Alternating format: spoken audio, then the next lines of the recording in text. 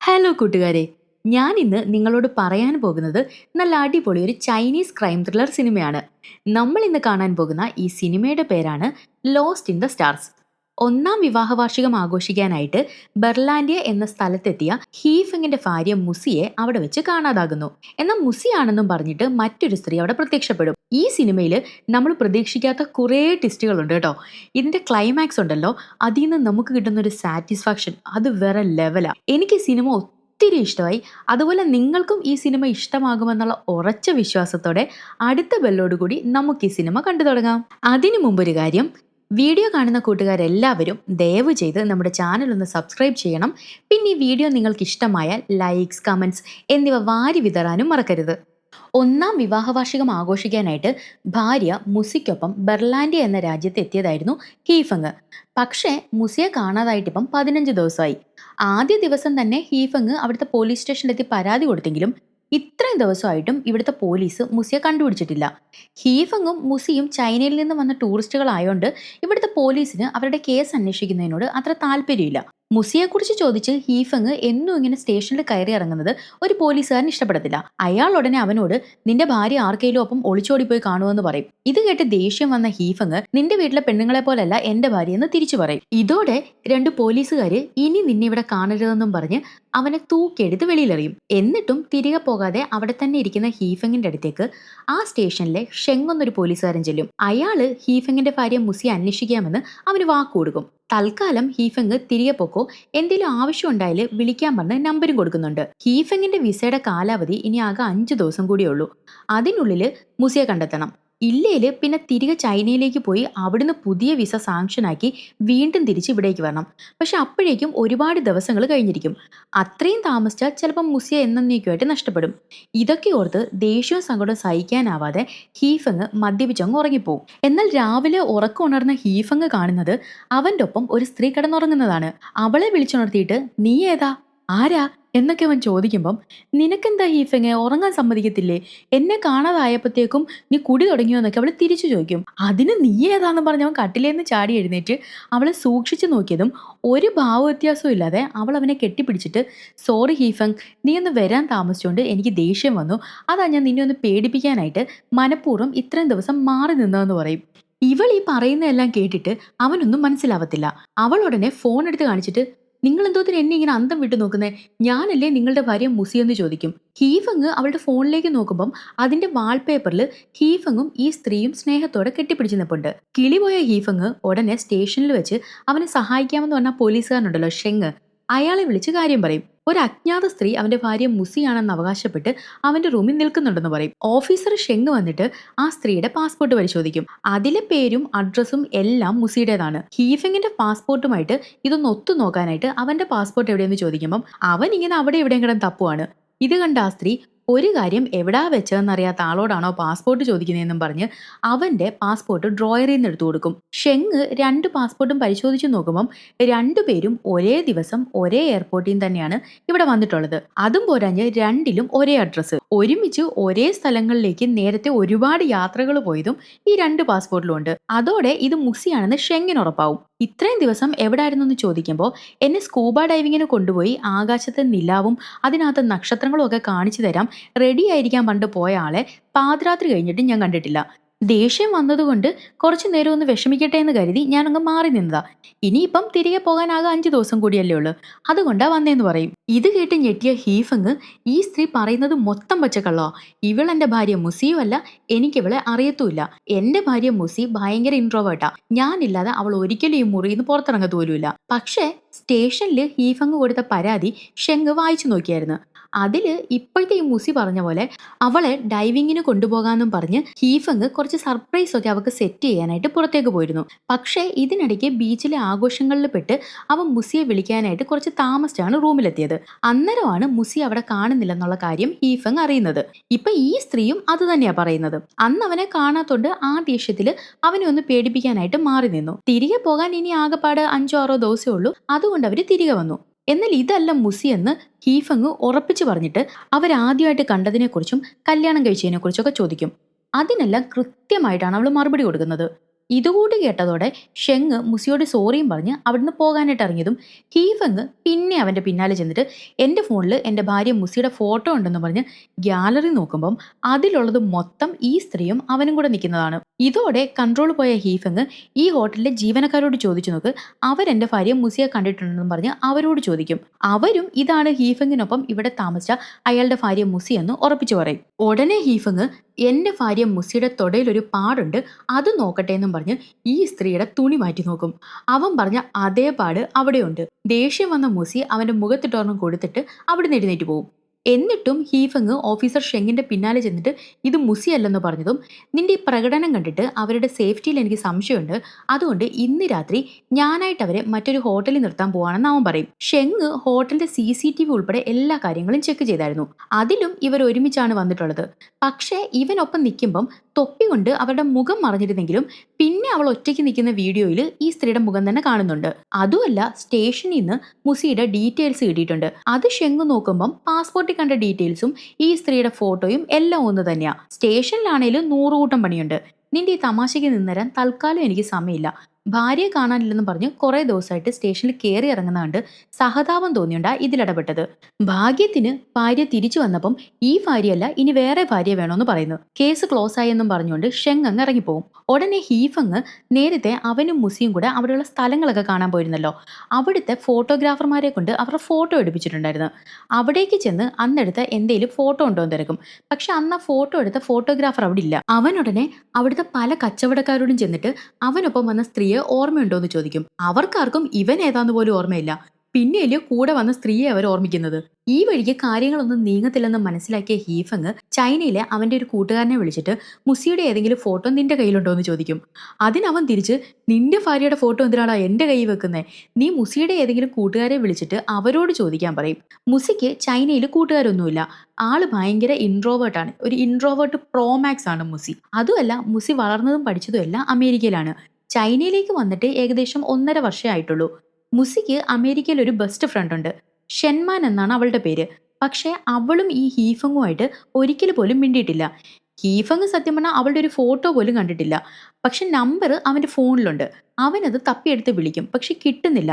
അതുകൊണ്ട് അവൾക്ക് മുസിയുടെ ഫോട്ടോ എന്തെങ്കിലും ഉണ്ടെങ്കിൽ ഒന്ന് അയക്കാവോ, ഒരു ചെറിയ പ്രശ്നമുണ്ട്, അത്യാവശ്യമാണ് മെസ്സേജ് ഇടും. ഷെൻമാന്റെ DP ഇങ്ങനെ ചെക്ക് ചെയ്ത് നോക്കുമ്പം അതൊരു ടാറ്റു ഇമേജ് ആണ്. അന്നേരമാണ് അവിടെ കളിച്ചുകൊണ്ടിരുന്ന കുറച്ച് പിള്ളേര് ഒന്നും അറിയാത്ത പോലെ ഇവന്റെ ദേഹത്തേക്ക് ഇങ്ങനെ ചാരും. പിള്ളേര് പോയതും ഹീഫങ് നോക്കുമ്പം പോക്കറ്റിലിരിക്കുന്ന പേഴ്സ് കാണുന്നില്ല. അതും അടിച്ചുകൊണ്ടാണ് അവന്മാർ ഓടിയത്. നിൽക്കടാ കുരുപ്പോളെ എന്നും പറഞ്ഞ് ഹീഫങ് പിന്നാലെ ഓടും. പിള്ളേരാണേല് ഫാവി ഉസൈൻ ബോൾട്ടിനെ പോലെ ശരവേഗത്തിലാണ് ഓടിപ്പോയിക്കൊണ്ടിരിക്കുന്നത്. പെട്ടെന്നാണ് ഓപ്പോസിറ്റ് സൈഡിൽ നിന്നും ഒരു ബൈക്ക് വന്നിട്ട് അവനിങ്ങനെ തൊട്ടില്ല എന്നുള്ള മട്ടിൽ നിൽക്കുന്നത്.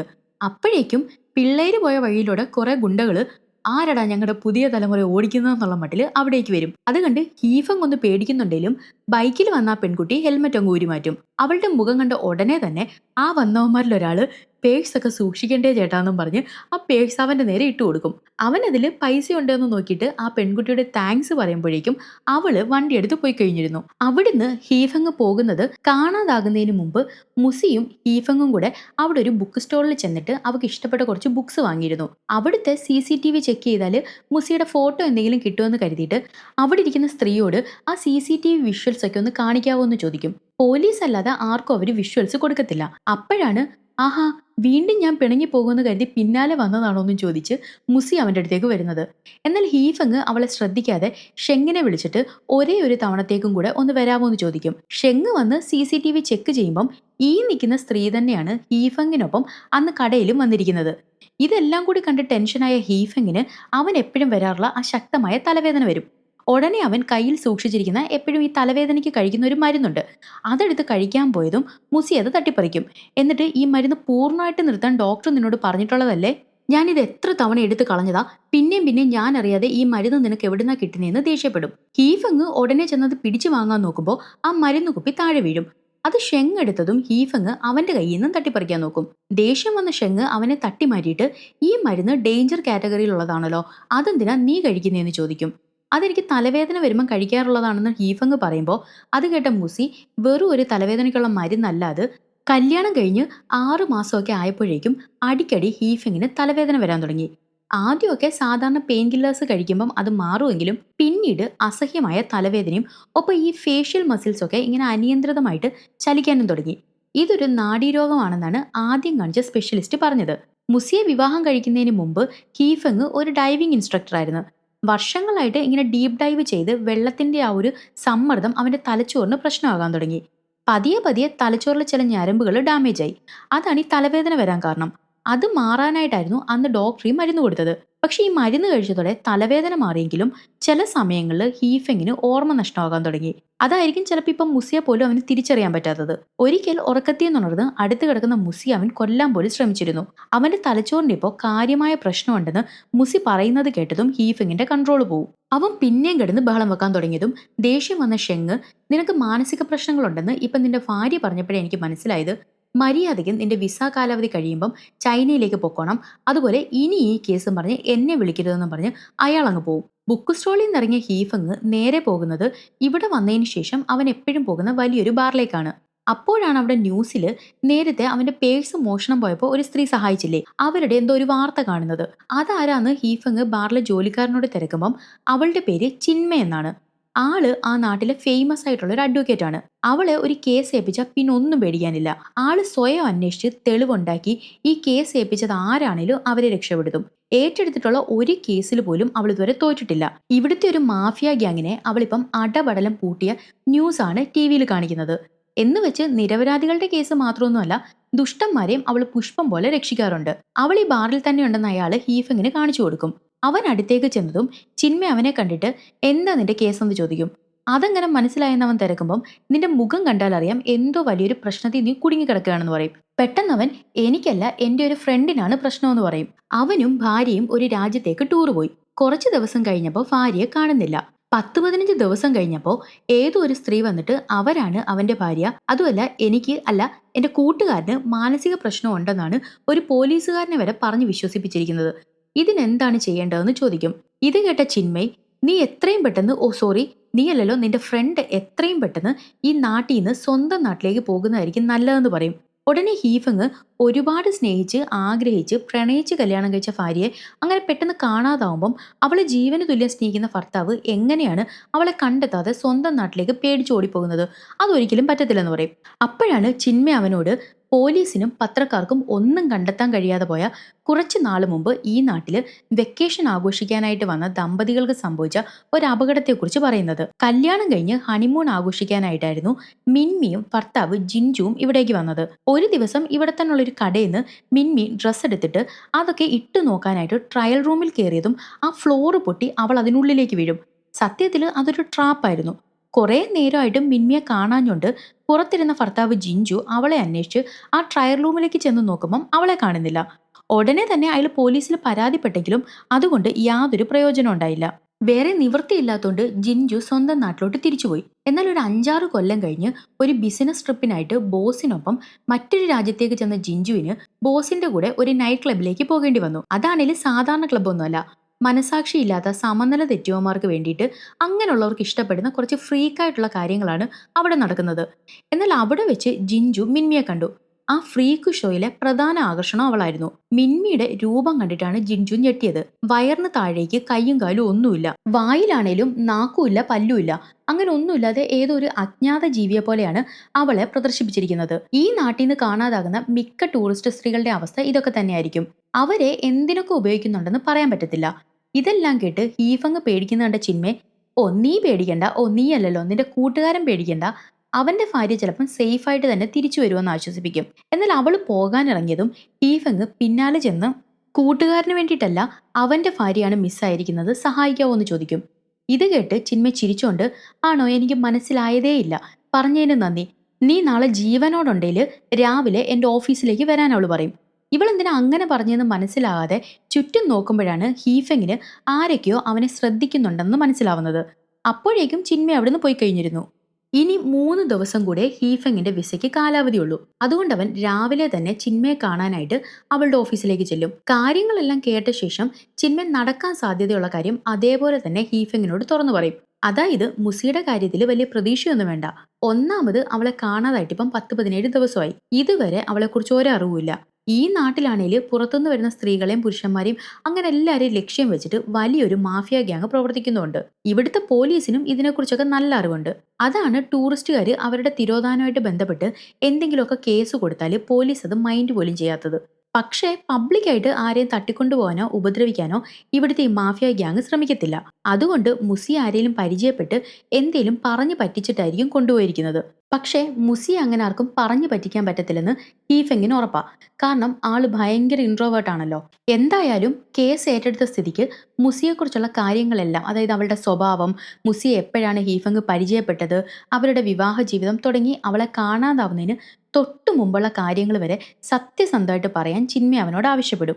കേസിൽ തുമ്പുണ്ടാക്കാൻ സഹായിക്കുന്ന എന്തെങ്കിലുമൊക്കെ ഇതിൽ നിന്ന് അവൾക്ക് കിട്ടും. ഒരു കൊല്ലത്തിന് മുമ്പ്, കൃത്യമായിട്ട് പറഞ്ഞാൽ 14 മാസങ്ങൾക്ക് മുൻപാണ് ഹീഫെങ് ആദ്യമായിട്ട് മുസിയെ കാണുന്നത്.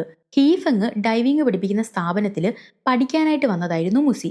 എന്നാൽ അവളുടെ ഇൻസ്ട്രക്ടർ അവളെ ശ്രദ്ധിക്കാതെ മറ്റൊരു ക്ലയന്റിനെ ശ്രദ്ധിക്കാനായിട്ട് പോകുമ്പം ശ്വാസം കിട്ടാതെ വെള്ളത്തിൽ കിടന്ന് പിടയുന്ന മുസിയെ ഹീഫെങ് കാണും. അവനുടനെ അവിടേക്ക് ചെന്നിട്ട് അവളുടെ ഓക്സിജൻ മാസ്ക് ശരിയായി വെച്ചു കൊടുക്കും.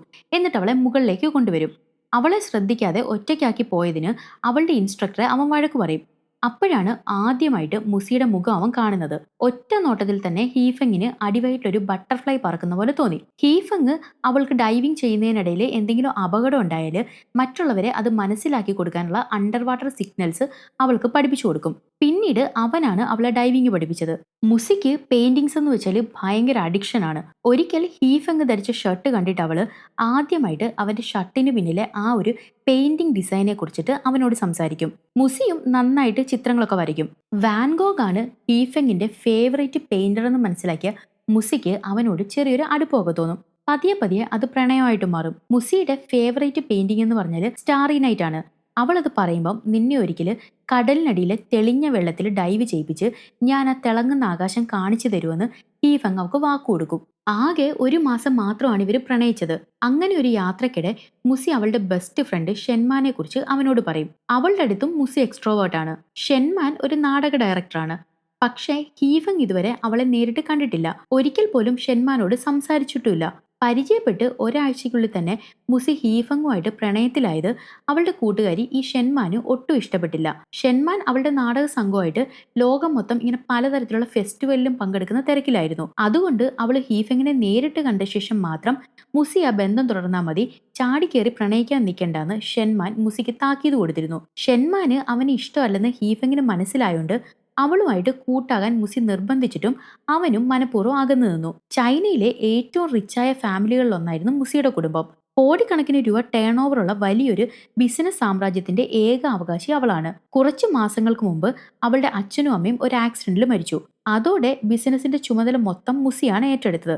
അതുകൊണ്ട് തന്നെ പാവപ്പെട്ടവനായിട്ടുള്ള ഹീഫെങ്ങിനെ മുസി പ്രണയിക്കുന്നതിനോടും വിവാഹം കഴിക്കുന്നതിനോടും ഒന്നും ഷെൻമാന് അത്ര താല്പര്യമില്ലായിരുന്നു. പക്ഷെ മുസി ആ ഒരു കാര്യം മാത്രം അംഗീകരിച്ചില്ല. കാരണം അവൾക്ക് ഈ ഹീഫെങ്ങിനെ ഭയങ്കര ഇഷ്ടമായിരുന്നു. ഷെൻമാന്റെ ഫോട്ടോ വല്ലതും ഉണ്ടോ എന്ന് ചിന്മ ചോദിക്കുമ്പോൾ അവളുടെ നെഞ്ചിലൊരു ടാറ്റു ഉണ്ടെന്ന് മാത്രം അറിയാം എന്നും പറഞ്ഞ് അവൻ ആ ഷെൻമാന്റെ DP ചിന്മയ്ക്ക് കാണിച്ചു കൊടുക്കും. ഒരു ദിവസം സ്വീഡിഷ് ഡ്രാമ ഫെസ്റ്റിവലിൽ ബെസ്റ്റ് ഡയറക്ടറായിട്ട് ഷെൻമാൻ തിരഞ്ഞെടുക്കപ്പെട്ടപ്പോൾ ആ മെസ്സേജ് കണ്ട് മുസി സന്തോഷം കൊണ്ട് കാറിലിരുന്ന് ബഹളം വെക്കാൻ തുടങ്ങും. അത് കാണാനായിട്ട് ഹീഫെങ്ങിന്റെ ശ്രദ്ധ ആ ഫോട്ടോയിലേക്ക് പോയ ആ നിമിഷത്തിലാണ് അവരുടെ കാറ് മറ്റൊരു കാറിൽ ഇടിക്കാൻ പോയത്. അത്യാവശ്യം നല്ലൊരു ആക്സിഡന്റും അന്നുണ്ടായി. ആ ആക്സിഡന്റ് മുസിക്കൊരു ഷോക്കായി. കാരണം അവളുടെ അച്ഛനും അമ്മയും മരിച്ചത് ഒരു ആക്സിഡന്റിലായിരുന്നല്ലോ. എന്നാൽ അതോടെ മുസി ഒരു തീരുമാനം എടുത്തു.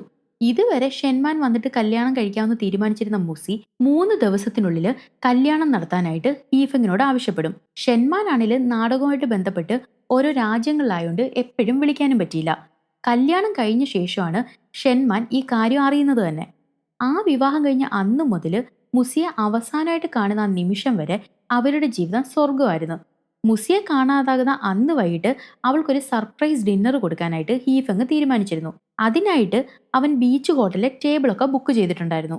എന്നാൽ പോകാൻ റെഡിയായിക്കൊണ്ടിരുന്ന മുസി പെട്ടെന്ന് അവളിപ്പം വരുന്നില്ല, എന്തോ ഒരു അസ്വസ്ഥത തോന്നുന്നു, ഇച്ചിരി നേരം ഒന്ന് കിടക്കണം, അതുകൊണ്ട് ഹീഫെങ് പോയിട്ട് കുറച്ച് കഴിഞ്ഞ് ഓക്കെ ആവുമ്പം അവൾ ചെല്ലാന്ന് പറയും. ഹീഫെങ്ങിന് അവളെ ഒറ്റയ്ക്കാക്കി പോകുന്നതിനോട് ഒട്ടും താല്പര്യമില്ല. എങ്കിലും അവൾ നിർബന്ധിച്ച് അവനെ പറഞ്ഞുവിടും. ഫസ്റ്റ് ആനിവേഴ്സറി ആയതുകൊണ്ട് ഇനി മുസി എന്തെങ്കിലും സർപ്രൈസ് ഒക്കെ പ്ലാൻ ചെയ്യുന്നുണ്ടായിരിക്കും. അതിനായിട്ടാണ് തന്നെ ഒറ്റയ്ക്ക് വിടുന്നതെന്ന് കരുതി ഹീഫെങ് ബീച്ചിലേക്ക് പോകും. മുസി വിളിക്കുന്നതും കാത്ത് അവിടുത്തെ പരിപാടിയൊക്കെ കണ്ടുകൊണ്ടിരിക്കുന്ന ഹീഫെങ്ങിനെ അവിടെ ഇരിക്കുന്ന എല്ലാവരും കൂടി ഒരു വെള്ളമടി മത്സരത്തിന് പൊക്കി സ്റ്റേജിലോട്ട് കയറ്റും. അവന് താല്പര്യമില്ലെന്ന് പറയുന്നുണ്ടെങ്കിലും അവര് സമ്മതിക്കത്തില്ല. എന്നാൽ അത് കഴിഞ്ഞതും അവൻ ഒമിറ്റ് ചെയ്ത് ആകെ പ്രശ്നമാവും. ബോധം വന്നവൻ മുസിയെ വിളിച്ചു നോക്കുമെങ്കിലും കിട്ടുന്നില്ല. കുറെ നേരമായിട്ടും തുറക്കാത്തതിന് വേറൊരു മദ്യപാനി അവനുമായിട്ട് ഇതിനിടെ വഴക്കുണ്ടാക്കും. അതൊക്കെ ഒന്ന് സെറ്റിലാക്കി അവൻ തിരിച്ച് ഹോട്ടലിൽ ചെന്ന് നോക്കുമ്പോൾ മുസി അവിടെ ഇല്ല. റിസപ്ഷനിൽ ചെന്ന് തിരക്കുമ്പോൾ കുറച്ചു മുമ്പ് പുറത്തേക്ക് ഇറങ്ങിയെന്ന് പറയും.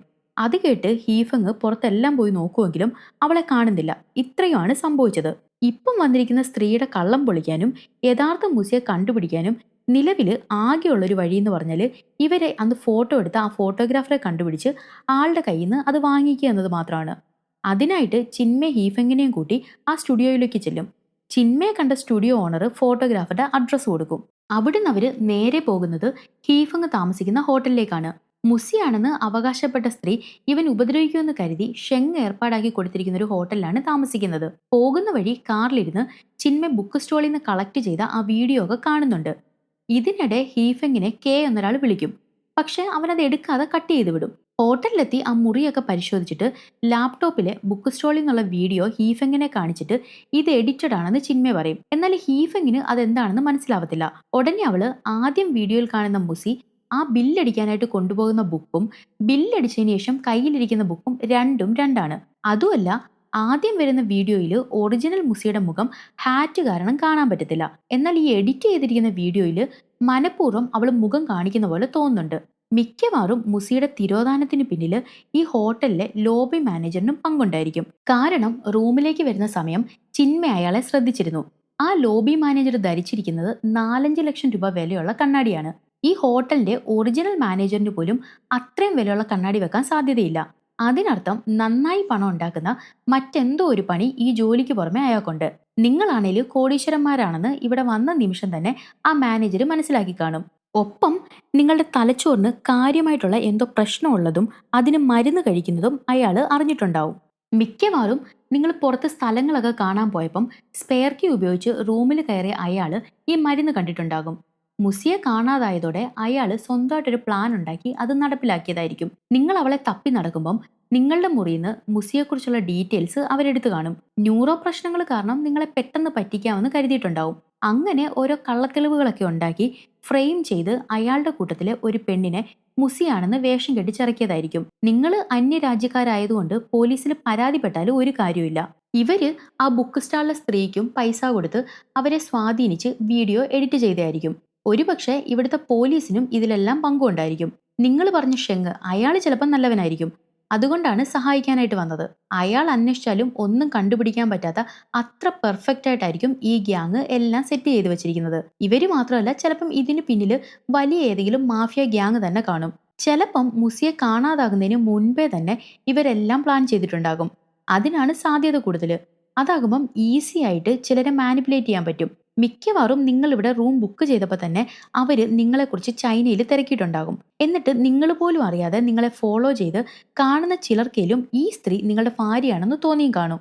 അതുകൊണ്ടാണ് മുസി ധരിച്ച അതേ ഡ്രസ്സും ഹാറ്റും അവരും ധരിച്ചിട്ടുള്ളത്. പിന്നെ നിലവിലുള്ള സാഹചര്യത്തിൽ നിങ്ങളുടെ ഭാര്യയ്ക്ക് എന്താ പറ്റിയെന്നും ഇവർക്കറിയായിരിക്കും. മുസി കോടീശ്വരി ആയോണ്ട് ആരേലും അവളെ പണത്തിന് വേണ്ടി തട്ടിക്കൊണ്ടുപോയതായിരുന്നില്ല എപ്പോഴേ നിങ്ങളെ കോണ്ടാക്ട് ചെയ്തേനെ.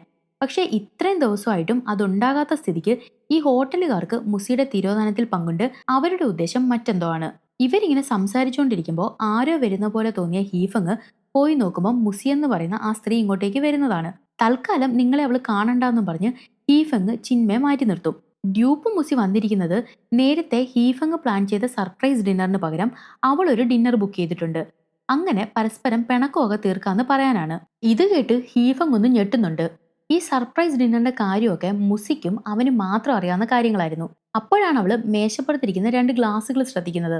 എന്നാൽ ഒളിച്ചിരിക്കാൻ താല്പര്യമില്ലാത്ത ചിന്മയ അപ്പോഴേക്കും അവരുടെ അടുത്തേക്ക് വരും. എന്നിട്ട് ഞാൻ ഇവന്റെ അഡ്വക്കേറ്റ് ആണെന്ന് അവൾക്ക് സ്വയം പരിചയപ്പെടുത്തി കൊടുക്കും. അതിനവൾ തിരിച്ച് ബാത്റൂമിൽ ഇരുന്നാന്നോ നീ കേസ് പഠിക്കുന്നതെന്ന് പുച്ഛിക്കുന്നുണ്ട്. പക്ഷെ അതിന് മറുപടി കൊടുക്കാതെ ഒന്ന് ചിരിച്ചിട്ട് ചിന്മയ പുറത്തേക്ക് ഇറങ്ങും. ഉടനെ ഹീഫങ് പിന്നാലെ ചെന്നിട്ട് ഇനി എന്താ നമ്മുടെ പ്ലാൻ എന്ന് തിരക്കും. തൽക്കാലം ഡ്യൂപ്പ് മുസി പറഞ്ഞതുപോലെ ഹാപ്പിയായി ഡിന്നറിന് ചെന്ന് അവരുടെ ഉദ്ദേശം മനസ്സിലാക്കാൻ ചിന്മയ ഹീഫെങ്ങിനോട് പറയും. അപ്പോഴേക്കും അവളുടെ ആളുകളെ വെച്ച് കാര്യങ്ങൾ അറിയാൻ ചിന്മയും ശ്രമിക്കും. കാരണം ഇവർക്കധികം സമയമില്ലല്ലോ. ഇനി ആകെ 2 ദിവസം കൂടെ കഴിഞ്ഞാൽ ഹീഫെങ്ങിന് തിരികെ ചൈനയിലേക്ക് പോകണം. ചിന്മയ കൊടുത്ത രഹസ്യ ക്യാമറയും വെച്ച് ഡ്യൂപ്പ് മുസി ക്ഷണിച്ച ആ ഡിന്നറിന് ഹീഫങ് പോകും. ആ രഹസ്യ ക്യാമറ ഒപ്പിയെടുക്കുന്ന വിഷ്വൽസ് കണ്ടുകൊണ്ട് കുറച്ച് അകലം മാറി ചിന്മയും കാറിലിരിപ്പുണ്ട്. ചിന്മയ് പറഞ്ഞ പോലെ ഇവരുടെ ഉദ്ദേശം അറിയാനായിട്ട് സ്നേഹത്തോടെ ഹീഫങ് ഡ്യൂപ്ലിക്കേറ്റ് മുസിയെ കസേരയിലിരുത്തും. അവിടെയുള്ള ടേബിളുകളിലെല്ലാം ധാരാളം ആളുകൾ ഇരിപ്പുണ്ട്. അവൻ ചിരിച്ചുകൊണ്ട്, ഈ ഒളിച്ചുകളി നമുക്ക് നിർത്താം. എന്റെ ഭാര്യ നിങ്ങളുടെ കയ്യിലാണെന്നും എനിക്കറിയാം. അവളെ എനിക്ക് തിരിച്ചു തന്നേക്ക്. നിങ്ങൾ ആവശ്യപ്പെടുന്ന പണം അത് എത്ര ആണേലും ഞാൻ തരാം. എനിക്ക് എന്റെ ഭാര്യയെ മാത്രം മതിയെന്ന് പറയും. അതിനവള്, ഞാനല്ലേ നിങ്ങളുടെ ഭാര്യ, ഇനി ഞാൻ അറിയാതെ നിങ്ങൾ രണ്ടാമത് കിട്ടിയോ? എന്റെ ഭർത്താവ് സുന്ദരനായോണ്ട് ചിലപ്പം പെണ്ണുങ്ങളെ രണ്ടാമതും മൂന്നാമതും ഒക്കെ കിട്ടുമെന്നും പറഞ്ഞ് വീണ്ടും ഹീഫങ്ങിന്റെ അടുത്തേക്ക് ചെല്ലും. ഇത് കേട്ട ഹീഫങ് വീണ്ടും, പ്ലീസ്, എനിക്ക് നിങ്ങളോട് തർക്കിക്കാനോ ബഹളം വെക്കാനോ ഒന്നും താല്പര്യമില്ല. എന്റെ മുസി ആള് വെറും ഒരു പാവമാണ്. അവളെ എനിക്ക് തിരിച്ചതാ. പകരം എത്ര പണം വേണേലും തരാന്ന് പറയും. എന്നാൽ അത് കേട്ടിട്ടും അവള് പിന്നെയും മുസിയായിട്ട് മാരക അഭിനയം. അതോടെ ഹീഫങ്, നീ ഇന്നലെ എനിക്കൊപ്പം ഒരു സ്ത്രീയെ കണ്ടില്ലേ? അവര് ഒറ്റ കേസും തോക്കാത്ത നല്ല ഒന്നാന്തര ഒരു അഡ്വക്കേറ്റാ. അവര് വിചാരിച്ചാല് നിന്നെ നിന്റെ മൊത്തം ഗ്യാങ്ങിനെയും കൊടുക്കും. അത് വേണോന്ന് ചോദിക്കും. അപ്പോഴാണ് ഡ്യൂപ്ലിക്കേറ്റ് മുസി അവന്റെ മടിയിൽ വന്നിരുന്നിട്ട്, നീ അഡ്വക്കേറ്റിനെ കണ്ടപ്പം ഞാൻ പോയി കണ്ടത് ഇവിടുത്തെ ഫേമസ് മെന്റൽ ഹോസ്പിറ്റലിലെ ഒരു ഡോക്ടറിനെയാണ്. ഈ നാടിനൊരു നിയമമുണ്ട്. ഈ നാട്ടുകാരാണേലും മറ്റ് രാജ്യത്തുനിന്ന് ഇവിടെ വന്നോരാണേലും മാനസിക പ്രശ്നമുള്ളവരുടെ പങ്കാളികളോ മാതാപിതാക്കളോ എന്തിന് അടുത്ത ബന്ധുക്കളോ ആർക്ക് വേണേലും രോഗം ഒന്ന് ഭേദമാവുന്നവരെ രോഗിയെ ഇവിടുത്തെ മെന്റൽ ഹോസ്പിറ്റലിൽ അഡ്മിറ്റ് ചെയ്യാം. അത്രയും നാള് അവർക്കൊപ്പം ഇവിടെ നിൽക്കാനും പറ്റും. നിലവില് പോലീസുകാരനായിട്ടുള്ള ഷെങ്ങും ബുക്ക് സ്റ്റോളിലെ സ്റ്റാഫും നിനക്ക് മാനസിക പ്രശ്നം ഉണ്ടെന്നുള്ള കാര്യം നേരിട്ട് കണ്ടിട്ടുണ്ട്. ആ സ്ഥിതിക്ക് നിന്റെ ചികിത്സയ്ക്കായിട്ട് എനിക്ക് നിന്നെ ഇവിടുത്തെ മെന്റൽ ഹോസ്പിറ്റലിൽ അഡ്മിറ്റ് ചെയ്യാം. ഇത് കേട്ട ചിന്മയ ഇയർഫോൺ വഴി അവളുടെ ഉദ്ദേശം നിന്നെ പ്രകോപിപ്പിച്ചിട്ട് അവിടെ ഇരിക്കുന്നവരുടെ മുന്നിൽ നീയൊരു പ്രശ്നക്കാരനാണെന്ന് ചിത്രീകരിക്കാനാണ്. ഒരു കാരണവശാലും അതിൽ വീഴരുതെന്ന് മുന്നറിയിപ്പ് കൊടുക്കും. അവൻ മിണ്ടാതിരിക്കുന്നത് കണ്ട ഡ്യൂപ്ലിക്കേറ്റ് മുസി അവന്റെ ചെവിയിൽ രഹസ്യമായിട്ട്, നീ ഹോസ്പിറ്റലിൽ കിടക്കുമ്പോൾ നമ്മുടെ കമ്പനിയും സ്വത്തും ഒക്കെ ഞാൻ ഒറ്റയ്ക്ക് നോക്കിക്കോളാന്ന് പറയും. എന്നിട്ട് അവന്റെ ചുണ്ടിൽ ഉമ്മ വെക്കാനായിട്ട് പോയതും അവള് തന്നെ ടേബിളിന്റെ ക്ലോത്തും വലിച്ച് നിലത്തേക്ക് വീണ് ഉപദ്രവിക്കല്ലേ എന്ന് പറഞ്ഞ് കരയാൻ തുടങ്ങും. പണി പാളിയെന്ന് മനസ്സിലായ ചിന്മയ അവിടേക്ക് ഓടിച്ചെല്ലും. എന്നാൽ അവളുടെ അഭിനയം കൂടെ കണ്ടതോടെ ഹീഫെങ്ങിന്റെ കൺട്രോള് മൊത്തത്തിൽ പോവും. അവൻ ദേഷ്യത്തോടെ അവളുടെ അടുത്തേക്ക് ചെന്നതും ചുറ്റും കൂടി അവിടെ ഉണ്ടായിരുന്ന ആളുകളെല്ലാം കൂടെ അവനെ പിടിച്ചു മാറ്റും. കൂടുതൽ പ്രശ്നം ഉണ്ടാകാതിരിക്കാനായിട്ട് ചിന്മയാണ് അവനെ കാറിൽ കയറ്റി അവിടുന്ന് കൊണ്ടുപോകുന്നത്. എന്നാൽ ആരും അവരുടെ കാറിനെ ഫോളോ ചെയ്യുന്നുണ്ടെന്ന് ചിന്മയ്ക്ക് മനസ്സിലാവും. ചിന്മ അവനോട്, തൽക്കാലം നമുക്ക് ഈ വരുന്നതാരാണ്, അവരുടെ ഉദ്ദേശം എന്താണെന്നറിയണം. ഇവര് മിക്കവാറും നാളെ നമ്മളെ ഫോളോ ചെയ്യാൻ സാധ്യതയുണ്ട്. അതുകൊണ്ട് അവൾ അവനെയും കൊണ്ട് പോകുന്നത് സ്വന്തം വീട്ടിലേക്കാണ്. ഹോട്ടലിലേക്ക് അവൻ പോയാൽ അവിടെ വെച്ച് ചിലപ്പം അവനെ അപകടപ്പെടുത്തും. ഇനി ആകെ 2 ദിവസം കൂടിയേ ഹീഫെങ്ങിന് ഈ നാട്ടിൽ നിൽക്കാൻ പറ്റത്തുള്ളൂ. അതുകൊണ്ട് രാവിലെ തന്നെ ചിന്മയ നമുക്കൊരു ഭാഗ്യപരീക്ഷണം നടത്താമെന്നും പറഞ്ഞ് അവനെയും വിളിച്ച് കാറിൽ കയറും. ഇന്നലെ രാത്രി അവരെ ഫോളോ ചെയ്ത അയാള് അവിടെ തന്നെ പാർക്ക് ചെയ്ത് കാത്തിരിപ്പുണ്ടായിരുന്നു. അയാള് ഇവർക്ക് പിന്നാലെ പോവും. എന്നാൽ ഇടയ്ക്ക് ചിന്മയ ആളുടെ കണ്ണു വെട്ടിച്ച് കാർ ഒതുക്കിയിട്ട് മറ്റൊരു കാറിൽ കയറി അയാളുടെ കാറിനെ ഫോളോ ചെയ്യും. കുറെ നോക്കിയിട്ടും ചിന്മയ ഹീഫെങ്ങിനൊന്നും കാണാഞ്ഞിട്ട് ഇവര് പിന്നാലെ ഉണ്ടെന്നറിയാതെ ഒരു രഹസ്യ സങ്കേതത്തിലേക്കാണ് അയാൾ പോകുന്നത്. എല്ലാരും പോയതും ചിന്മയ ഹീഫെങ്ങും കൂടെ ആ കെട്ടിടത്തിലേക്ക് ചെല്ലും. അതാണേല് വേറെ ലെവല് ഒളിസങ്കേതം. അവിടെ നിന്നും ഡ്യൂപ്ലിക്കേറ്റ് മുസിയുടെ ഒറിജിനൽ ഡീറ്റെയിൽസ് ഒപ്പം നോട്ടീസ് ബോർഡിൽ ഒട്ടിച്ചിരിക്കുന്ന മുസിയുടെയും അവളുടെ അച്ഛൻ്റെയും അമ്മയുടെയും കാർ ആക്സിഡൻ്റെയും ഒക്കെ ന്യൂസുകൾ, അവളുടെയും ഹീഫെങ്ങിൻ്റെയും ഫോട്ടോ, രണ്ടുപേരുടെയും മുഴുവൻ ഡീറ്റെയിൽസ് അതെല്ലാം അവിടെ ഉണ്ട്. അപ്പോഴാണ് എപ്പോഴും ഹീഫെങ്ങിനെ വിളിക്കുന്ന കെ അയാളെ വീണ്ടും വിളിക്കുന്നത്. സഹികെട്ട് ഹീഫെങ് കോൾ എടുക്കാൻ പോയതും ചിന്മയ അവനെ തടയും. കാരണം പുറത്തുപോയ ആളുകൾ മടങ്ങി വന്നിട്ടുണ്ട്. ഇവരെ ഫോളോ ചെയ്ത് വന്നിരിക്കുന്ന ആളാണ് വന്നിട്ടുള്ളത്. അയാൾ ഒരു സ്നൈപ്പറാണ്. കഷ്ടിച്ചു ഒരു വിധത്തിലാണ് വെടിയേക്കാതെ രണ്ടുപേരും രക്ഷപ്പെടുന്നത്. തൽക്കാലം താമസിക്കുന്നിടത്തേക്ക് രണ്ടുപേരും പോകുന്നത് അപകടമായോണ്ട് ചിന്മയുടെ ആളുകളുള്ള ഒരു സ്ഥലത്തേക്കാണ് അവർ പോകുന്നത്. നമുക്കിതെല്ലാം പോലീസിനോട് പറഞ്ഞാലോ?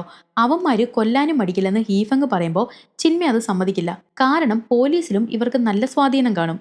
അതുമല്ല, പൊതുവെ ഇവിടുത്തെ പോലീസിന് ചിന്മയ അത്ര ഇഷ്ടമല്ല. അവരുടെ കള്ളക്കേസുകളിൽ നിന്ന് ഒരുപാട് നിരപരാധികളെ അവൾ രക്ഷിച്ചിട്ടുണ്ട്. പക്ഷേ ഈ വന്ന സ്നൈപ്പറിനെ കണ്ടിട്ട് അയാള് ഈ നാട്ടുകാരനല്ലെന്ന് ചിന്മയ്ക്ക് ഉറപ്പാണ്. പൊതുവെ ഈ നാട്ടില് ആരും തോക്ക് ഉപയോഗിക്കാനോ കൊല്ലാനോ ഒന്നും ശ്രമിക്കത്തില്ല. കാരണം ഇവിടുത്തെ നിയമം ഭയങ്കര സ്ട്രിക്റ്റ് ആണ്. അതിപ്പം ഏത് രാജ്യക്കാരനായാലും ഇവിടെ വന്നൊരു തെറ്റ് ചെയ്താല് ശിക്ഷ ഇവിടെ തന്നെ അനുഭവിക്കേണ്ടി വരും. അവിടുത്തെ ബോർഡില് ഹീഫെങ്ങിന്റെ ഫോട്ടോ ഒട്ടിച്ചു വെച്ചത് ചിന്മയ കണ്ടിരുന്നു. അതവൻ ഏതോ ഒരു കാസിനോയിൽ ഇരിക്കുന്നതായിരുന്നു. ഈ നാട്ടിൽ നിന്നല്ല, മറിച്ച് ചൈനയിൽ നിന്നോ അല്ലെങ്കിൽ വേറെ ഏതെങ്കിലും ഒരു സ്ഥലത്തു നിന്നോ ഹീഫെങ്ങിനെ ഉപദ്രവിക്കുക എന്നുള്ള ഒറ്റ ഉദ്ദേശത്തോടെ വന്ന കൊട്ടേഷനാണിതെന്ന് ചിന്മയ്ക്ക് മനസ്സിലാവും. അവൾ ഉടനെ അവനോട്, ഇത്രയും നേരം നീ പറഞ്ഞ കഥയിൽ നീ ഒരു ഡൈവിംഗ് ഇൻസ്ട്രക്ടർ മാത്രമായിരുന്നു. എന്നാൽ നിനക്ക് വാതുവെപ്പും കാസിനോകളിൽ പോയി ചൂതാട്ടവും കൂടി ഉണ്ടായിരുന്നു. നല്ലവനാണെന്ന് കരുതി വിവാഹം കഴിച്ച ആൾക്ക് ഇത്രയും വൃത്തികെട്ടൊരു സ്വഭാവം ഉണ്ടെന്നറിഞ്ഞാൽ ഒരു പെണ്ണും അത് അംഗീകരിക്കത്തില്ല. അതുകൊണ്ട് ഇതെല്ലാം നിന്റെ ഭാര്യയുടെ പണിയാണ്. അവൾ മനഃപൂർവ്വം സേഫായ രീതിയിൽ നിന്നെ ഒഴിവാക്കാനാണ് ശ്രമിക്കുന്നത്. അവൾ ആദ്യം മാറി നിന്നു. നീ അന്വേഷിച്ചിറങ്ങുമെന്ന് അവൾ കരുതി കാണത്തില്ല. വിസ കാലാവധി തീരുമ്പോൾ നീ തിരികെ പോകുമെന്ന് അവൾ കരുതിയിട്ടുണ്ടാവും.